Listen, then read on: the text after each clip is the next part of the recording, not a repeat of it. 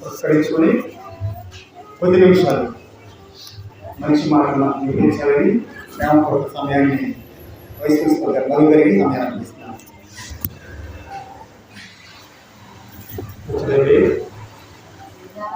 ముందుగా దేవుడికి తెలుస్తున్నాము.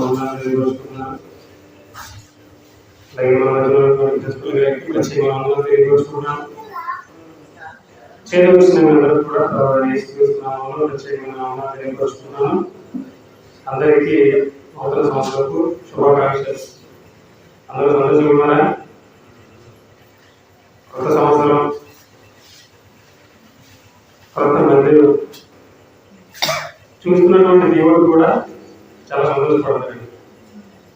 అందరూ కూడా నూతన సంవత్సరం అనగానే నూతనమైన వస్త్రాలు, నూతనమైన గ్రౌండ్లు, అంతేనా? ప్రతి ఒక్కరు కూడా ఈ భూమి మీద ఆలోచించేది నూతనం అనగానే లోక సంబంధమైనటువంటి ఆలోచనలతో వాళ్ళు జీవితాన్ని. కానీ ఇక్కడ ఉన్నటువంటి మీరు మాత్రం ఈ నూతన సంవత్సరంలో ఎలాగైనా సరే నూతన మందిరంలో దేవుని మేము ఆరాధించాలి అనేటువంటి ఒక మంచి ఆలోచనతో, సంకల్పంతో మీరు పడినటువంటి ప్రయాస వలన నిజముగా దేవుడు చాలా సంతోషిస్తాడు. కాబట్టి కొన్ని మాటలు నేను మీకు జ్ఞాపకం చేసి మరి సమయాన్ని అనేక చెప్తాను. అసలు ఈ నూతన సంవత్సరం దేవుడు మనకి ఇవ్వడానికి గల కారణం ఏంటి? సత్క్రియల కొరకైన సంవత్సరమా అని మనం ఆలోచిస్తే, ఎందుకు దేవుడు సంవత్సరాలను మనిషికి ఇస్తున్నాడు? ఎందుకు దేవుడు మనిషి ఆయుష్కాలాన్ని పెంచుతున్నాడు? ఆలోచిస్తే మనకు పుట్టిన వాళ్ళు, మన తరం పుట్టిన వాళ్ళు ఈ రోజు ఈ భూమి ఈ రోజుని చూడలేదు. అవునా? చాలా మంది తమ కాలాన్ని ముగించుకుని వెళ్ళిపోయారు. కానీ మనము మాత్రమే ఎందుకు ఇలా సజీవులుగా ఉన్నాం? మన బ్రతకాలంటే మన చేతిలో ఉందా? మన బ్రతుకు, మన ఆయుష్కాలం మన చేతిలో ఉందా? లేదు. మన బ్రతుకు, మన ఆయుష్కాలం మన చేతిలో లేదు. ఎవరి చేతిలో ఉంది? దేవుని చేతిలో ఉంది. అంటే ఈ రోజు 2024 సంవత్సరాన్ని దాటుకుని 2025లో మనం అడుగు పెట్టామంటే మనతో నిలుచున్నది ఎవరు? సాక్షాత్తు దేవుడు. చాలా మంది నా కష్టం, నా ఇష్టం, అంతేనా, నేను సంపాదించాను, నేను సమకూర్చాను అనుకుంటారు. కానీ నీ లోపల కొట్టుకున్నటువంటి గుండె ఎవరి ఆజ్ఞ మేరకు అని కొట్టుకుంటుంది? ఎవరి సెలవు మేరకు అని కొట్టుకుంటుంది? దేవుని మేరకు. దేవుని ఆలోచన చెప్తున్నా ఈరోజు మన దేహంలోని అవయవాలన్నీ కూడా ఏం చేస్తున్నాయి? పని చేస్తున్నాయి. కానీ మనిషి దీనిని మరిచి నా ఇష్టం, నా సొంతం, నాది అని దేవుని ఏం చేశాడు? దేవుని ప్రక్కన చేశాడు. కాబట్టి ప్రేమ దేవుళ్ళ ఈ నూతన సంవత్సరంలో నూతన ప్రణాళికను మనము వేసుకోవాలి. ఎందుకు దేవుడు మనల్ని మాత్రమే ఏర్పరచుకున్నాడు? ఎంతమందినే చెప్పండి లోకంలో ఎంతో మంది మనుషులు ఉన్నప్పటికీ దేవుడు ఎందుకు మనలను మాత్రమే ఏర్పరచుకున్నాడు? మన పట్ల దేవునికి ఉన్నటువంటి ఆ సంకల్పం ఏంటి? ఇన్నాళ్ళు మనం నూతన సంవత్సరం అనగానే చాలా సంతోషపడిపోయేవాళ్ళం. ఎందుకో తెలియదు. అవునా? చాలా విషయాలు మనం ఏం చేస్తాం? మనకు తెలియకపోయినా కానీ సంతోషపడతాం. ఎందుకు? పక్క వాళ్ళు సంతోషంగా ఉన్నారు కదా, మనం సంతోషంగా లేకపోతే ఏంటి ఎలా ఉంటాడు అనుకుంటారని కూడా మనకి లేని సంతోషాన్ని ఉన్నట్లుగా మనం ఏం చేస్తాం? చూపిస్తాం ప్రజలకి. కానీ అసలు నిజమైన సంతోషం ఏది? ఎందుకు మనం సంతోషపడాలి? ఏది నూతనమైన సంవత్సరం అని ఆలోచించలేము దేవుడు. అలా ఆలోచించి దేవుడి దగ్గరికి వచ్చి దేవుని మనం అడిగితే దేవుడు బైబిల్లో ఒక చక్కని మాట రాయించాడు. మనం చూడగలిగితే అపోస్తలుడైన పౌలు తీతుకు రాసిన పత్రిక 2వ అధ్యాయము, అపోస్తలుడైన పౌలు తీతుకు రాసిన పత్రిక 2వ అధ్యాయము 14వ వచనాన్ని మనం చూడగలిగితే, ఆయన సమస్తమైన దుర్నీతి నుండి మనలను విమోచించి సత్క్రియలందు ఆసక్తి గల ప్రజలను తన కోసము పవిత్రపరుచుకుని తన సొత్తుగా చేసుకున్నటకు తను తానే మన కొరకు అర్పించుకున్నాడు. ఎవరంటే వీళ్ళు దేని పట్ల ఆసక్తి కలిగి ఉన్నారు? వీళ్ళు ఎవరిని దేవుడు ఏర్పరచుకుంటారు? చదివారా? విన్నారన్నమాట. ఎవరిని? జాగ్రత్తగా ఉన్నానండి. ఏమండి? సత్క్రియల యందు ఆసక్తి గల ప్రజలను, సత్క్రియల యందు ఆసక్తి గల ప్రజలను, సత్క్రియల యందు ఆసక్తి గల ప్రజలు అంటే సత్క్రియల యందు మనం ఆసక్తి కలిగి ఉంటే దేవుడు ఏం చేస్తాడు? వాళ్ళని దేవుడు ఏర్పరచుకుంటాడు. అంటే దేవుడికి ఎలాంటి వారు ఇష్టం? సత్క్రియల యందు ఆసక్తి కలిగిన వారంటే దేవుడికి చాలా ఇష్టం. సత్క్రియలు అనగా, సత్క్రియలు అంటే సత్యము అనగా వాక్యము. వాక్య సంబంధమైనటువంటి క్రియలు చేసేవారంటే, వాక్య సంబంధమైన క్రియలు చేయాలి అనుకునే వాళ్ళంటే ఎవరికంటే ఇష్టం? దేవుడికి చాలా ఇష్టం. అలా ఎవరికైతే వాక్యాన్ని ప్రకటించాలి, వాక్యాన్ని చెప్పించాలి, అనేకులను వాక్యం వైపు త్రిప్పాలి అని ఎవరైతే ఆలోచిస్తారో వాళ్ళని దేవుడు ఏం చేస్తున్నాడు? ఏర్పాటు చేసుకుంటాడు. అలాంటి వారందరినీ దేవుడు ఏం చేస్తాడు? ఏకం చేస్తాడు. అలాంటి వారందరినీ దేవుడు ఏం చేస్తున్నాడు? ఒక్కటి చేస్తున్నాడు. అందుకే ఆయన అంటున్న మాట, ఇదిగో సత్క్రియల యందు ఆసక్తి గల ప్రజలను తన కోసము పవిత్రపరుచుకొని, తన కోసం, ఎవరి కోసం? మన కోసమా? మన కోసం కాదు. దేవుడు తన కోసం పవిత్రపరుచుకున్నాడు మనల్ని. ఎందుకు? సత్క్రియలు చేయాలి. సత్క్రియలు చేయాలి. ఎప్పటి సంకల్పం చెప్పండి మీకు? ఎప్పటి నుంచి అనుకుంటున్నారు? ఎప్పటి నుంచో కట్టాలి, చేయాలి, ప్రకటించాలి, వాక్యాన్ని దేవుడి కోసం బ్రతకాలి అనే ఆసక్తి ఎప్పటిది? ఇప్పటిదో. ఇలాంటి ఆసక్తి మీలో ఉంది కాబట్టి దేవుడు ఏం చేశాడు? ఏర్పాటు చేశాడు, ఏర్పరచుకున్నాడు. మీలో ఉన్న విశ్వాసాన్ని, భక్తిని, ఆసక్తిని దేవుడు చూసి ఏం చేశాడు? ఆయన మిమ్మల్ని ప్రేమించి అందరిని కూడా పవిత్రపరుచుకున్నాడు. నూతన సంవత్సరంలోనికి అడుగు పెట్టినటువంటి మనము నూతన ఆలోచనలతో ఈ సంవత్సరాన్ని గడపాలి. చాలామంది డైరీలు రాసుకుంటారు కదా, డైరీ నిన్నటితో ఆ సంవత్సరం అయిపోయింది. ఏం రాసుకుంటారు? సత్క్రియలా? కాబట్టి ఒకవైపు మనం గడిచిపోయినటువంటి 2024 సంవత్సరంలో ఉన్నటువంటి దినాలన్నింటినీ ఒకవైపు రాసుకొని ఒక పేపర్లో మరొక వైపు ఈ 2025 పేపర్ రాసుకుంటే 2024లో నేను చేసిన సత్క్రియలు ఎన్ని రాసుకోండి. ఏమైనా ఉన్నాయా? అంటే తెలియలేదు మనకి. ఎందుకు దేవుడు ఈ సంవత్సరాన్ని ఇచ్చాడంటే, ఎందుకు ఇచ్చాడు? ఉద్యోగం చేసుకోవడానికి, ఎవరి పెళ్ళిళ్ళు చేసుకోవడానికి అనుకున్నాం. కానీ అందుకు దేవుడు మనకి ఈ సంవత్సరాన్ని ఇవ్వలేదు. ఎందుకు ఇచ్చాడైనా? సత్క్రియలు చేయాలి, వాక్య సంబంధమైన క్రియలు చేయాలి, వాక్యాన్ని, సువార్తను ప్రకటించాలి, సువార్తను ప్రకటించాలి, అనేకులకు క్రీస్తు యొక్క త్యాగాన్ని పరిచయం చేయాలి అనే ఉద్దేశంతోనే దేవుడు మనకు ఒక నూతన సంవత్సరాన్ని ఇచ్చాడండి. ఇది తెలియని ప్రపంచ ప్రజలు ఏం చేస్తారు? Happy new year, happy new year, happy new year అనుకుంటూ happy new year, happy new year. Okay, సంవత్సరంలో హ్యాపీ న్యూ ఇయర్ అనగా, హ్యాపీ న్యూ ఇయర్ అంటే సంతోషమైన సంవత్సరమా? అంతే. సంవత్సరానికి పేరు ఉందంటే సంతోషం అండి. కానీ ఆ సంవత్సరాన్ని ఇచ్చిన దేవుడికి సంతోషం ఉందా? ఏమండి, మనం పని చేస్తాం, పని చేసినందుకు మనకి యజమాని ఏం ఇస్తాడు? జీతం ఇస్తాడు. జీతం ఇచ్చిన యజమానికి మన పట్ల సంతోషం లేదనుకోండి, ఎలా ఉంటుంది? అంటే మనం సరిగా పని చేయడం లేదు. కానీ జీతం పడికెళ్ళిపోతున్నాం, కానీ పని మాత్రం చేయడం లేదు.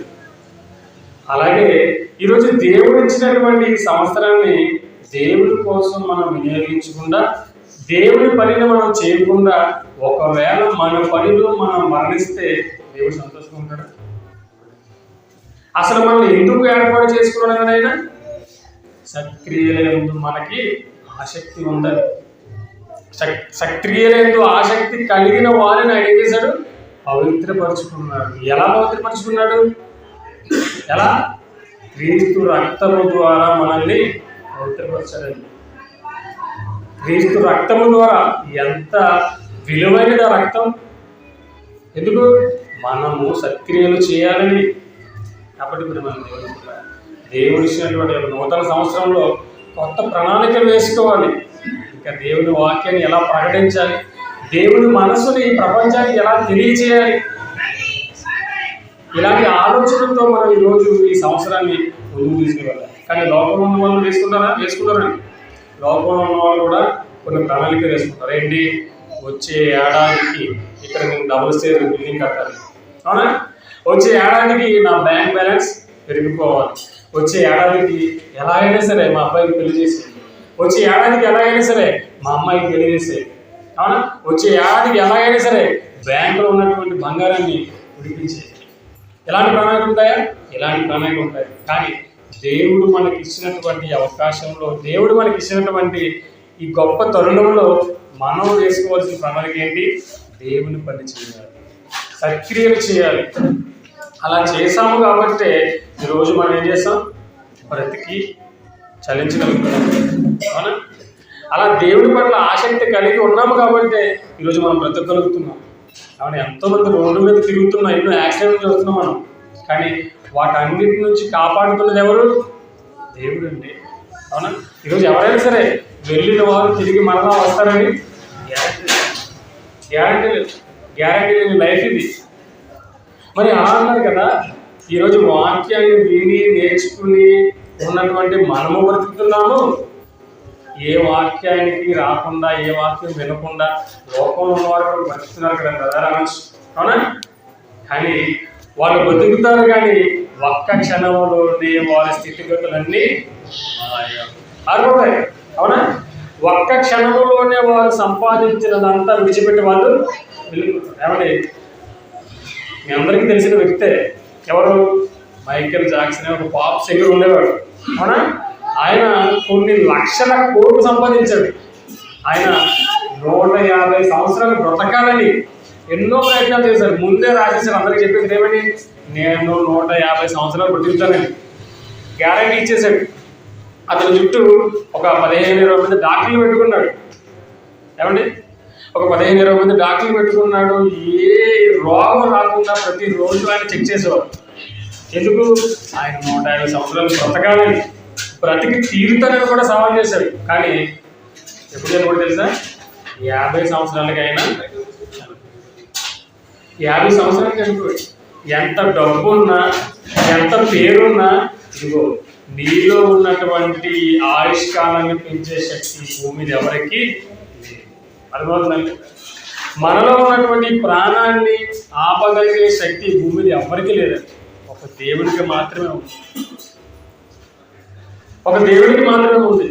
ఎందుకు దేవుడు మనకి ఆయుష్కాలాన్ని ఇచ్చాడంటే, ఎందుకు మరొక సంవత్సరాన్ని దేవుడు మనకి ఇచ్చాడంటే, మనము దేవుడు పని చేయాలి, సత్క్రియలు చేయాలి. అలా చేసాము కనుకే ఈరోజు మనం సజీవంగా చేయని వారిని ఉంచాడంటే, చేయని వారు కూడా మారి చేయాలనే ఉద్దేశంతోనే వాళ్ళను కూడా ఉంచాడు. ఒక భక్తురాలు మన బైబిల్లో చూసినట్లయితే ఎందుకు ఆమెను బ్రతికించాడో, ఎందుకు ఆమె బ్రతికిందో ఒకసారి బైబిల్లో మనం చూడగలిగితే, అపోస్తుల కార్యాలు 9వ అధ్యాయము, అపోస్తుల కార్యాలు 9వ అధ్యాయము 14వ వచనాన్ని మనం చూద్దాం.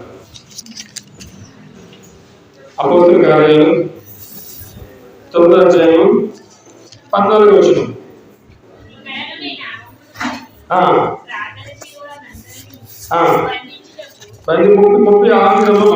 అపోస్తుల కార్యాలు 9వ అధ్యాయము 36. తబితా ఒక శిష్యురాలు ఉండేను, ఆమెకు భాషాంతరము.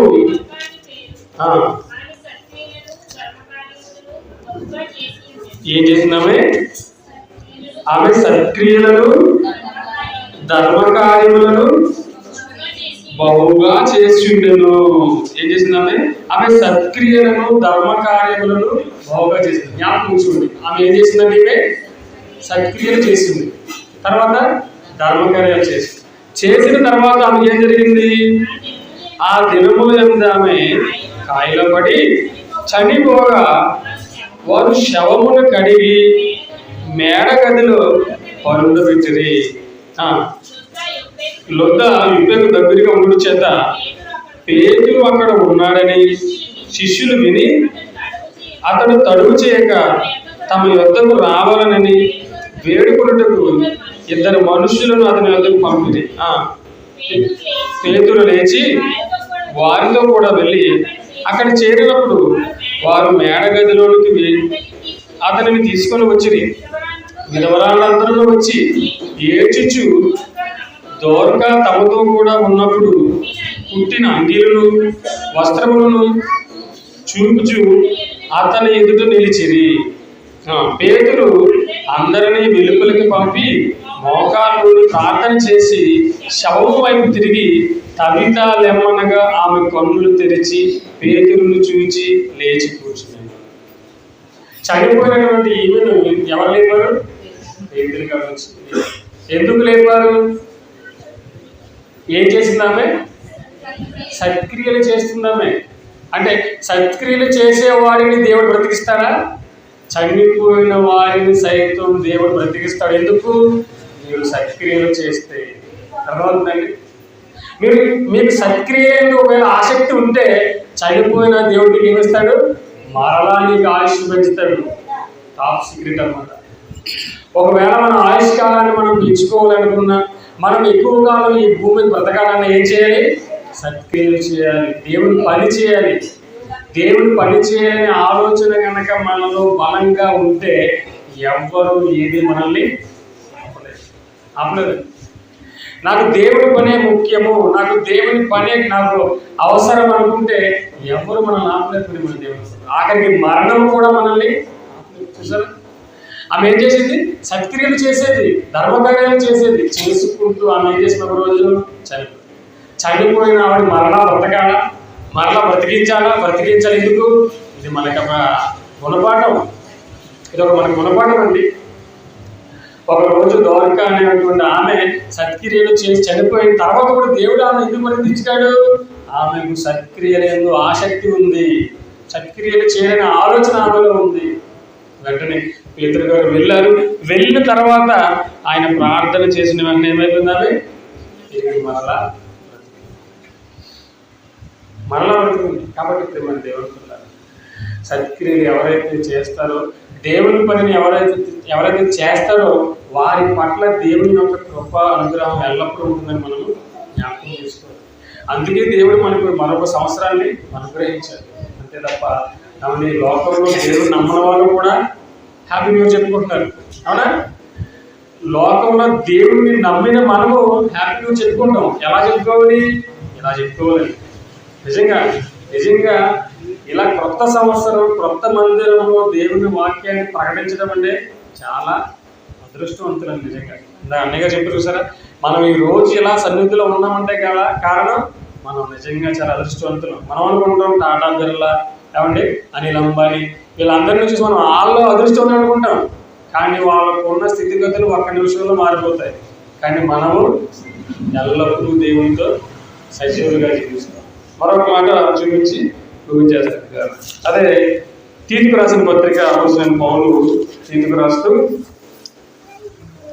3వ అధ్యాయము 3వ వచనం చూద్దాం. ఎందుకనగా మనము కూడా మునుపు అవివేకులను, అవిధేయులను, మోసపోయిన వారమును, నానా విధములైన దురాశలకును భోగములకును దాసులై ఉండి దుష్టత్వమునందున అసూయలను కాలము గడుపుచు అసహ్యులమై ఒకరినొకరు ద్వేషించి ఉంటుంది. కానీ మన రక్షకుడైన దేవుని యొక్క దయయు మానవుల ఎడల ఆయనకున్న ప్రేమయు ప్రత్యక్షమైనప్పుడు మనము నీటిని అనుసరించి చేసిన క్రియల మూలముగా కాక తన కనికరము చొప్పుననే పునర్జన్మ సంబంధమైన స్నానము ద్వారాను పరిశుద్ధాత్మ మనకు నూతన స్వభావం కలుగు చేయడం ద్వారాను. పరిశుద్ధాత్మ మనకు నూతన స్వభావం కలుగు చేయడం ద్వారాను మనలను రక్షించెను. 8వ వచనం చూద్దాం. 8వ వచనం, ఈ మాట నమ్మదగిన గనుక దేవుని యందు విశ్వాసం ఉంచిన వారు సత్క్రియలను చక్కగా చేయనందు. చూసారా, సత్క్రియలు చేయాలనుకుంటున్నాం. ఎలా చేయాలి?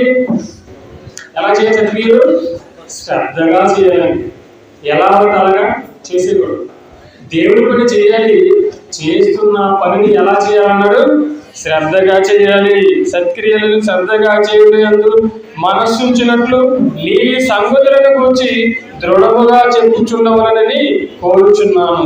ఇవి మంచివి, మనుషులకు ప్రయోజనకరమైనవి. ఏంటన్నా? సత్క్రియలు చేయడం మంచిది, ఇది నీకు ప్రయోజనకరం. సరే, ఈ భూమి మీద మనం ఏ పని చేస్తే ఏమన్నారు? మనకి లాభం ఉండాలి. అవునా? ఏ పని చేసినా మనకి ఏం కావాలి?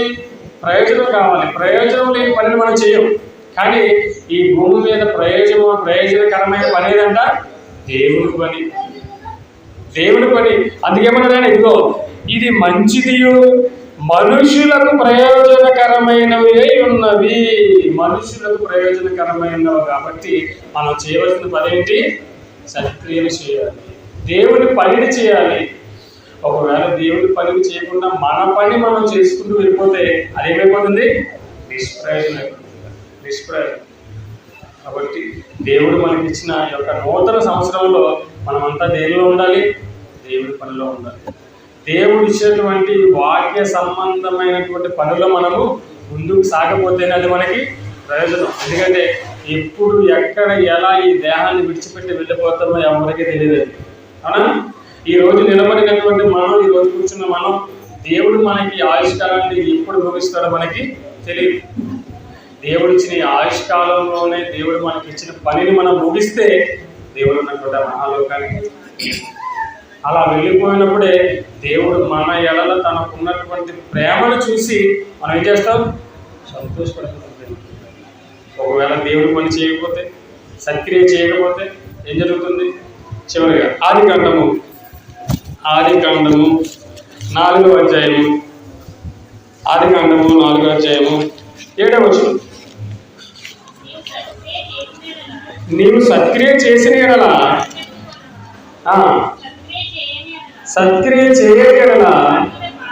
వాకిట పాపము కొంచెండును, నీ ఎడల దానికి వాంచగలుగును. చూసారా?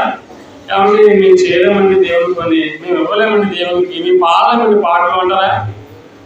అంటే ఎప్పుడు ఎవరు ఉంటాడు మన దగ్గర? పాపం కొంచెండును. కాబట్టి నీవు సత్క్రియ చేసిన ఏం చేస్తావు? తలెత్తుకుంటావు, ధైర్యంగా ఉంటావు. అవునా? ఒకవేళ సత్క్రియ చేయకపోతే తల తెచ్చుకుంటావు. పాపము నీ పక్కన ఉంటుంది. ఏం చేస్తాడు వాడు? నీకు దాని మీద ఏం చేస్తాడంట? దానికి ఏముంటుంది? నీ మీద వాంచగలుగుతుంది పాపానికి, అంటే సాతానికి. వెంటనే మీరు చర్చికి రాని వాళ్ళు ఎక్కడికి వెళ్ళిపోతారు? చర్చికి రాని వాళ్ళు ఎక్కడికి వెళ్ళిపోతారు?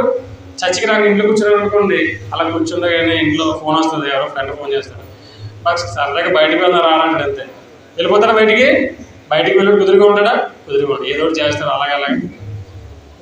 చూసారా? సత్క్రియ చేయకపోతే పాపము ఉంచి ఉంటుంది. ఆ పాపములు మనం ఏమైపోతాం?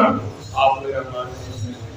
కాబట్టి దేవుడు మనకి ఇచ్చినటువంటి నూతన సంవత్సరంలో దేవుని కొరకు బ్రతకాలి, అనేకులను దేవుని కొరకు బ్రతికించాలి. అలా బ్రతికితేనే దేవుడు మనకి ఇచ్చినటువంటి బ్రతుకి అర్థం, ప్రయోజనం. అలా మీరు అందరూ ఉండాలని కోరుకుంటూ, మరి అవకాశం ఇచ్చినటువంటి ప్రిన్సిపల్ గారికి మరొకసారి మనం వందనాలు తెలియజేసుకుంటూ చిన్న ప్రార్థన చేసుకున్నాం. ప్రేమగల తండ్రి, మీ పరిశుద్ధమైన నామాన్ని వందనాలు చెల్లిస్తున్నాం. ఆయన ఎంతోమంది దినాన్ని చూడాలని ఎన్నో ప్రయత్నాలు చేసినప్పటికీ వారి కాలాన్ని ముగించుకుని లోకాన్ని విడిచిపెట్టి వెళ్ళిపోయారు. అయినప్పటికీ మీ పిల్లలుగా మమ్మల్ని ప్రేమించి మీరు మాకు ఇచ్చినటువంటి నూతన సంవత్సరాన్ని బట్టి కృతజ్ఞతలు చెల్లిస్తున్నాం. అవును ఆయన, మేమందరూ కూడా మీ పని చేయాలని, మీ వాక్యాన్ని అనేకులకు చెప్పాలని, మీ వాక్యాన్ని అనేక చోట్ల వెదజల్లాలనే ఉద్దేశంతోనే మమ్మల్ని అందరూ మీరు ఏర్పాటు చేసుకున్నారు. మీ ఏర్పాటును, మీ ఉద్దేశాన్ని ఎరిగిన మేము సత్క్రియలను ఆసక్తి కలిగి ఎల్లప్పుడూ నిరంతరము మీ పనిలో ఉండే వాక్యాన్ని ప్రసాదించమని మేము జరగనున్నటువంటి మిగిలిన కార్యక్రమం అంతా కూడా మీరు తోడుగా ఉండి సహాయం చేయమని అర్థిస్తూ క్రీస్తు యేసు వారి నామములో ఈ ప్రార్థనని సమర్పిస్తున్నాము తండ్రి గారు. ఆమేన్. అందరికీ